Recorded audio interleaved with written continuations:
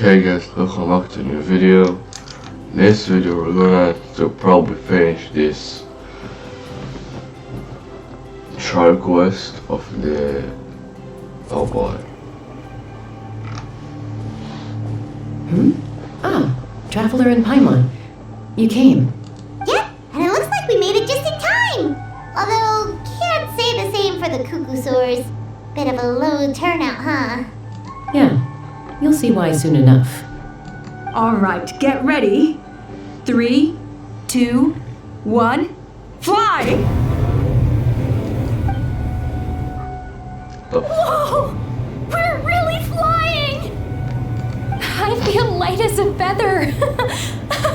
I'm flying without a cuckoosaur. These phlogiston wings are awesome! What's going on? Paimon can barely believe her eyes. How did they fly all on their own? The merchants we ran into that day were selling a product called phlogiston wings. It's a flying machine worn on the back. To operate it, you just use a handheld trackball that controls the flow of gaseous phlogiston. That's incredible. Yeah, if our tribe, if Natland mass adopted this technology, it would revolutionize our mobility and responsiveness in times of crisis. Just think of the countless tragedies that could be averted.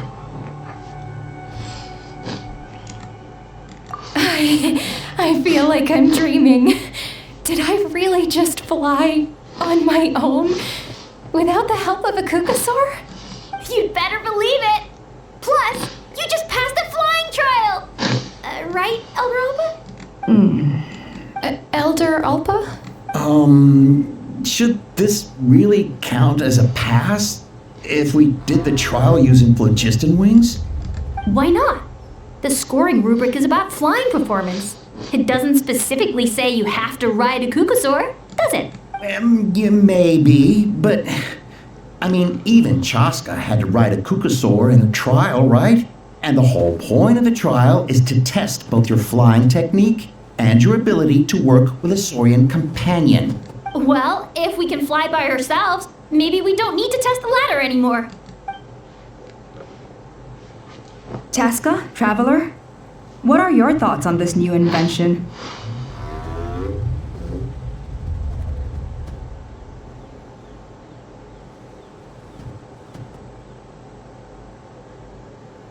You see?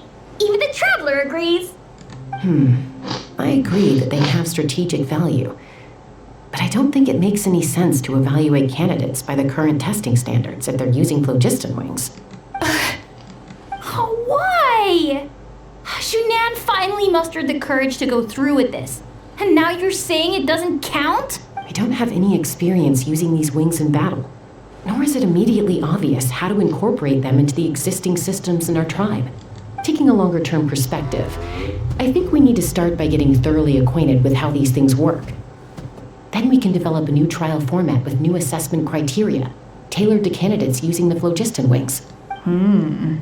You all raise valid points. But Chaska, while your proposal sounds perfectly reasonable, it would probably take years to put it into practice. We lost so many people in that war. These phlogiston wings could be exactly what we need to strengthen our forces and boost morale in this trying time. And as for real-world battle experience, there will be plenty of opportunities to gain that.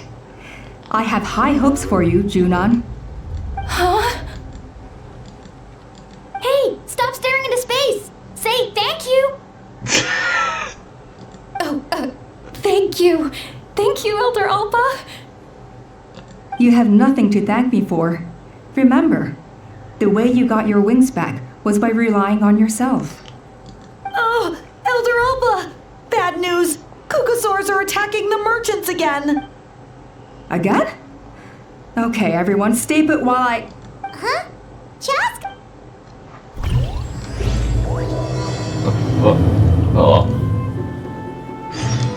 Why did Chaska rush off like that? And then Elder Alpa and the others too? Anyway, let's go see what this is all about.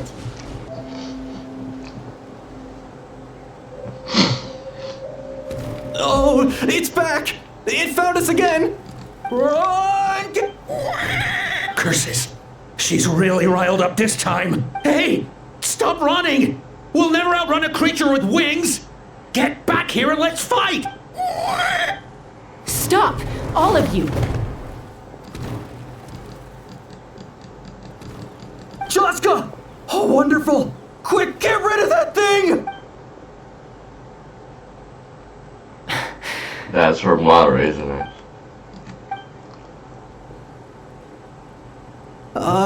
What's going on?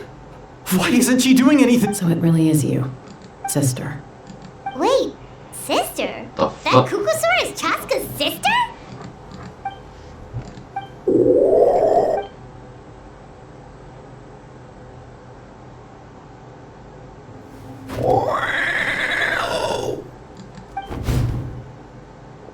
Koya, wait! Is Chaska gonna be okay? Koya? Go check on her? What her name, boy?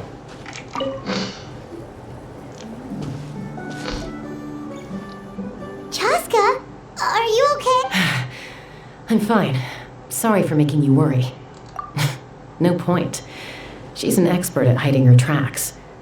Once she's shaken you off, you'll never catch up to her. At least, I always used to lose to her at hide and seek when we were kids.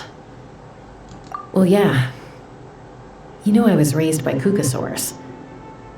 Anyway, she and I grew up in the nest together. Her name's Koya, and she's my big sister. We played together all the time, chasing each other through treetops or mountaintops. It felt like it would go on that way forever. Until the day I was sent back to live with the humans. Not all Kukusaurs are friendly towards people.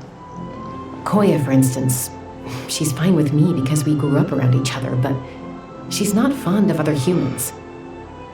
When Mom decided to send me away, Koya strongly protested, and after I left, she became more and more reluctant to interact with humans. Maybe she thinks that humans stole you away from her. It's a possibility, but in any case, we still stayed best friends at first.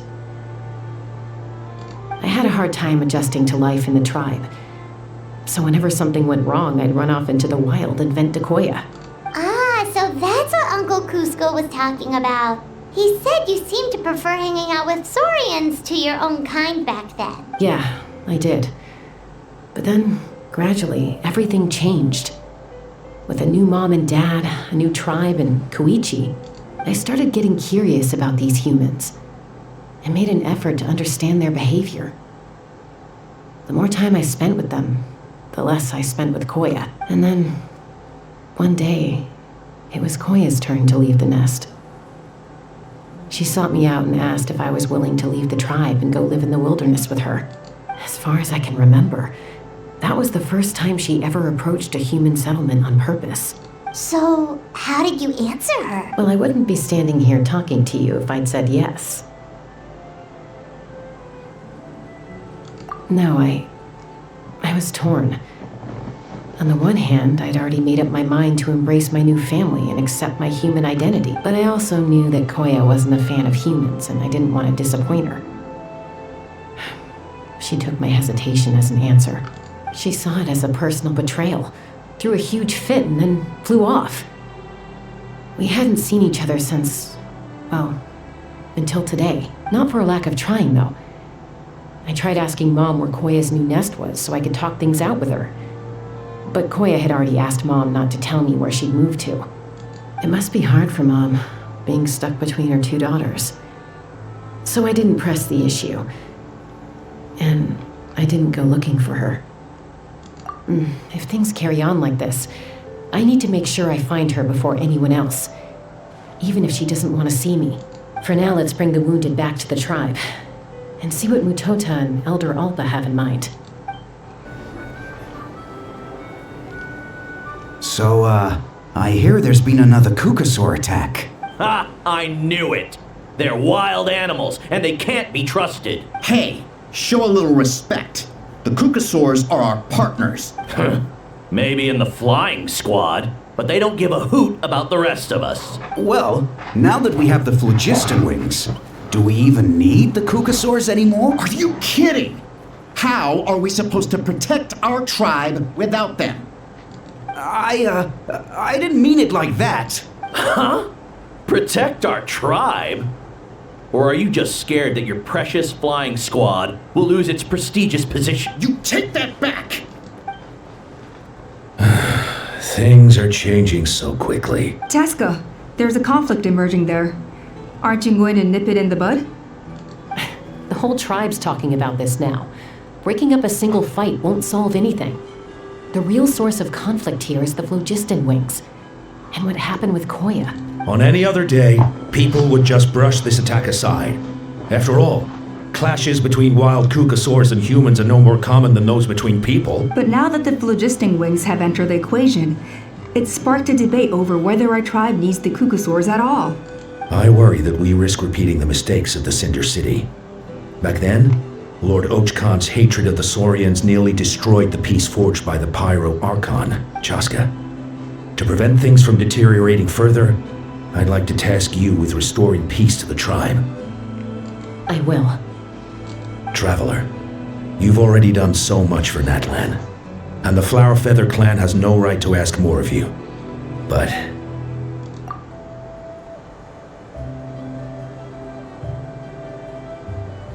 Thank you. And don't forget about Paimon. Just leave this to us. This whole situation has unfolded so quickly that it's put us on a back foot. To tell the truth, it makes me a little suspicious. You think someone might have orchestrated all this? It's possible. Leave it with me. I'll look into it. Also, Chaska, could you try to keep a low profile while you're out there digging around? I'll do my best. Okay, so where should we start? This all began with Koya's attacks. If we can find out what led her to do it, that should give us something to work with. Unlikely. Given how she reacted when I showed up, I don't think she's forgiven me. If you want to resolve a conflict through dialogue, sometimes you need a third-party facilitator. Let's go see my mom.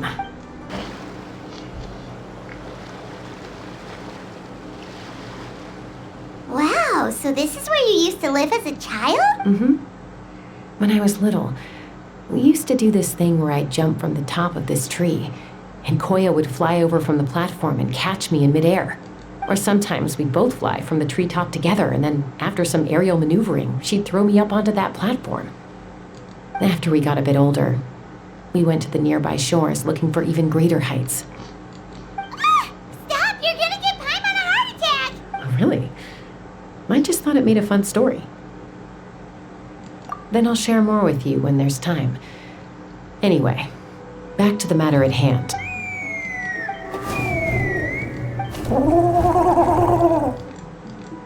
Hey, Mama Bird, I'm back.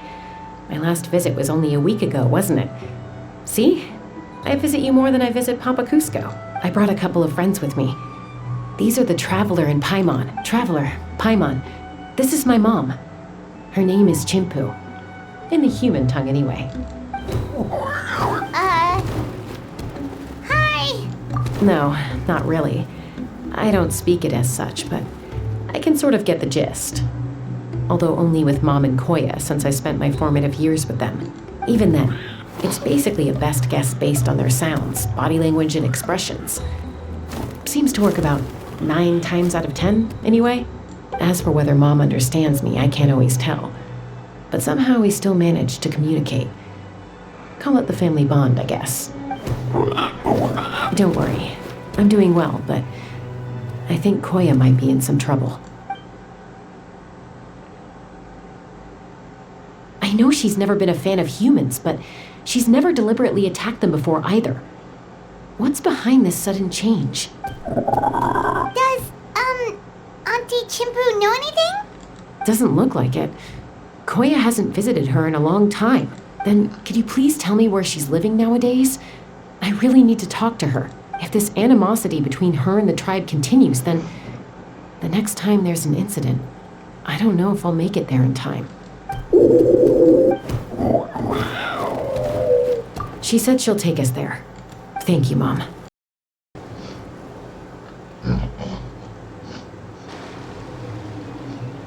This is a really remote location. Guess she was trying to get as far away from humans as possible. We stay here? Okay. Got it. Traveler. Paimon. Mom says we should stay out of sight for now. She'll talk to Koya first. Koya is very hostile toward humans right now. So if we show up unannounced, it might just make things worse.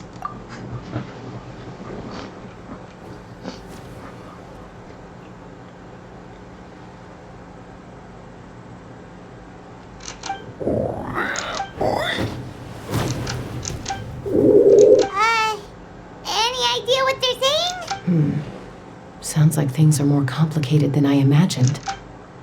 There's evidence in this area suggesting that Koya might have been the victim of a human attack.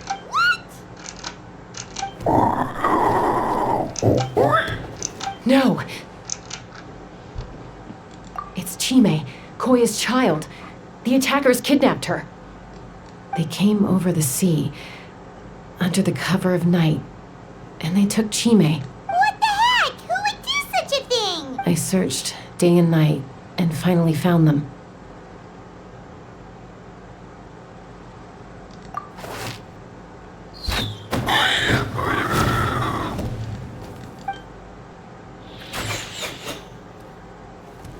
Oh, yeah! T'Pol's contraption is working. Hey, there's another one! Wait, who cares? Just get them all! T'Pol pays us per... Why? Hordes of idiots. Chaska? How do you get here? Oh, pay a minute, Quick, idiot. stop her! Don't you even think about running away! Bam. Coming in. Bam. Open fire! Open...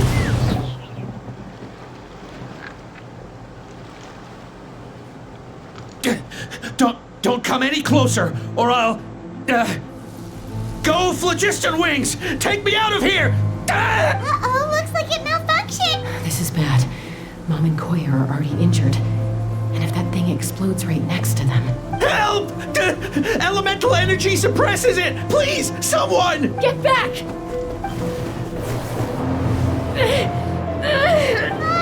It's still going. And it Guess we need a more permanent solution. All right then. What the fuck is going on, bro? That was too close. I thought I was gonna die. Answer us honestly. Were you the ones who attacked Koya before? I am... No, it was... Well, she says it was you. Just tell me, who sent you here? It was T'Pol. He told us to catch all the wild Kukasaurs we can find. And he also said that this Kukasaur has become a thorn in his side, so it needs dealing with urgently. T'Pol? Huh. Sounds familiar. But where from? Well, he tends to send his orders in writing. He pretty much never communicates with us in person. When he does, he wears a mask to hide his face. And whenever we trade Kukasaurs for Phlogiston Wings, we deal with his henchmen. So you didn't even make those wings? All we did was slap some labels on them and transport them over here, to make them look like they're imported. To make it harder to trace their origins. I don't know, honest! Well, that's mighty convenient, huh? What about if I held a gun to your head? Would that change your answer? No need. I'm sorry. I'll tell you everything I know. T'Pol doesn't tell us much, but he always stresses that he wants them alive. So that gives us some clues. This is just a best guess, of course, but we suspect that the gaseous phlogiston stored in the track balls is drawn directly from the Kukasaurs. What? Easy now. You're still injured. Hey, keep talking. Yes, ma'am. So, The gaseous phlogiston has to be highly refined in order to power the phlogiston wings. The slightest imperfection can have disastrous consequences, as you just witnessed. But the cucosaurs have a natural ability to process gaseous phlogiston. So, if you use them as an intermediary, then... That's enough. So the cucosaurs you took, where are they now? T'Pol should have them. But no one knows where he's based, apart from him and his henchmen. We've tried looking for it ourselves, even followed them a few times.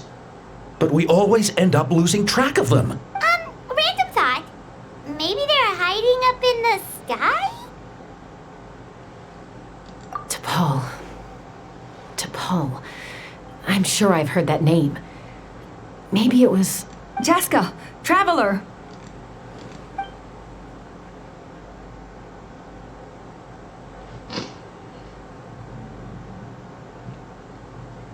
That voice! It's Alpa!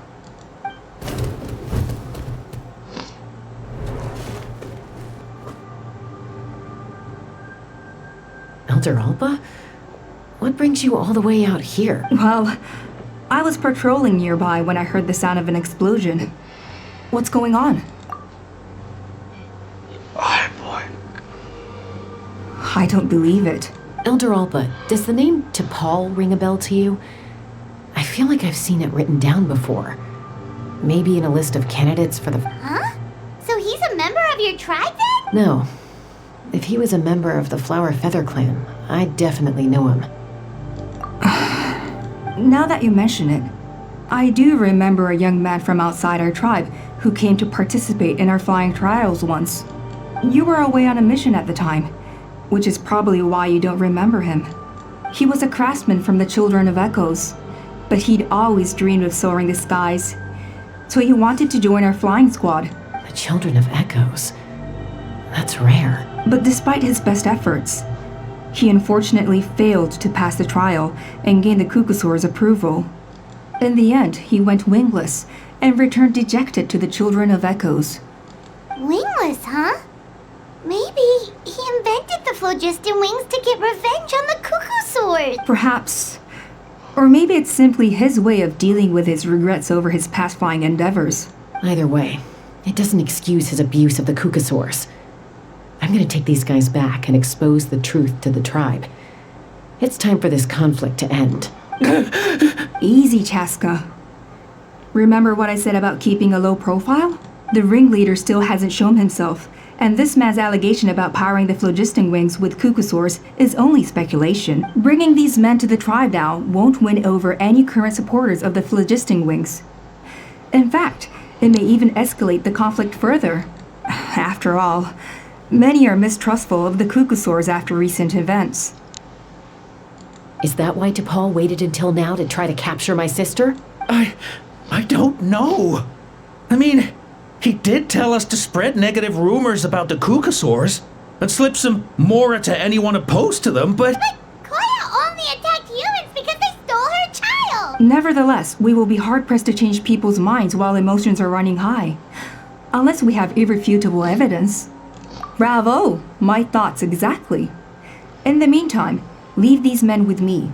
I'll escort them back to the tribe. I'll take the other members of their crew into custody too. They won't get another chance to stir up trouble. Fair enough. I guess finding T'Pol is going to be the key to resolving this conflict. Let's hope the Children of Echoes have some info on him.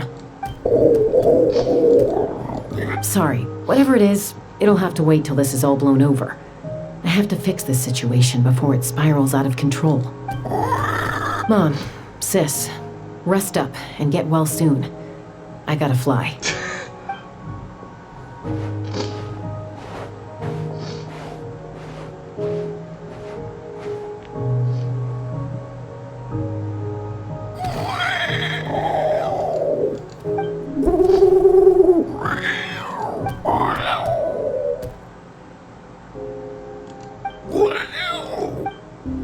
So Alpa says that T'Pol's from the Children of Echoes.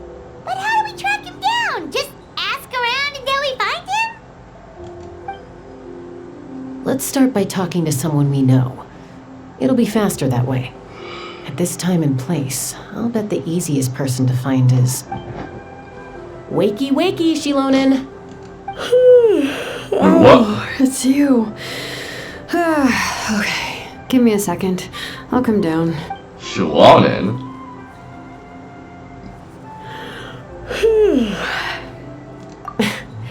I climb trees to fly further and see farther. I don't usually stop for a nap. Well, we're not all like you. Always full of energy, even after flying around all day. Yeah. So, you've come all this way and interrupted my precious nap time. Might I inquire as to, why? I'm sorry, Shilonen, but it couldn't wait. Does the name T'Pol mean anything to you? He's a craftsman, apparently. Huh. T'Pol. Yeah, that rings a bell. I think that's Puma's child. Nope, I'm afraid you're a few years too late. Why are you looking for him?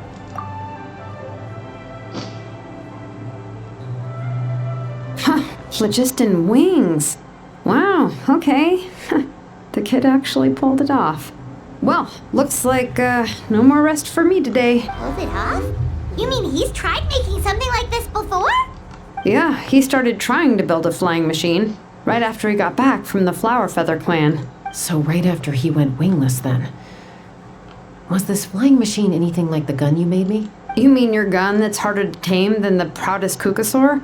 No, he wanted to build something that allows anyone to fly freely, even if they're not naturally gifted. But he never got very far back then, though. Blew up his workshop a few times and barely made it out alive.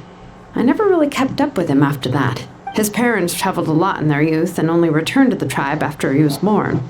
But they settled in a remote area and don't interact with other people much. Which means most people in the tribe don't know them very well. Your best bet is to chat to his direct family. I'll go get Puma. Wait for me in front of the workshop. I won't be long. I'm back. Allow me to introduce T'Pol's mother, Puma. Hello, we're... Oh, save the pleasantries. I don't want to spend any longer talking about that boy than I have to. Huh? I disowned him long ago. He is no child of mine. All he cared about was his pipe dream of reaching the sky. Oh, we tried to talk sense into him, but he was obsessed. And then when he left us, he spouted some nonsense about building a workshop in the sky to avoid the constant criticism of us ground. He left his notebook behind. Whatever questions you have, you can look for them in there. I am done talking about him. He's no son of mine. He never called me Mom anyhow.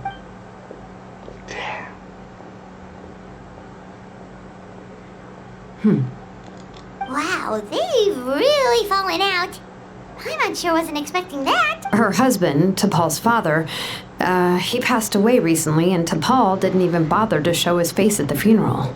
If you ask me, that was probably the final straw for Puma. I'll go keep her company. If there's anything else you need, just come and find me. Thank you. Okay, so this notebook is the only lead we got now, right? What's in there? Oh boy. Some early designs for the phlogiston wings, and some theorizing about an airborne workshop, Ochkanatlan, the Cinder City. Looks like that's where he got his technological inspiration from. So, was he serious about the workshop in the sky? But that's such a big project for one person. Do we think he actually pulled it off? Oh, yes. The one from the trial arena that was super high up. That balloon has been there for a while, and everyone's been wondering how it got up there, but what if that's the wrong question? What if it started off even higher up, above the clouds and out of view, and it only descended to its current height due to some kind of malfunction? Part of T'Pol's workshop? Seems likely. If T'Pol's base had been hiding above the clouds this whole time, that would definitely explain why Isidore couldn't find it. I totally called it! But how do we get up there? Jessica, can you even fly that high? By myself? Possibly. But with a passenger, no chance. I doubt even phlogiston wings could take you up that high. At least, not without that relic DePaul mentioned in his notebook. Yeah, and he's probably holding on to it. We'll have to find another way. Nope. That's way beyond Paimon's altitude. Also, would you really expect Paimon to go up there and take on DePaul all by herself? Let's not worry.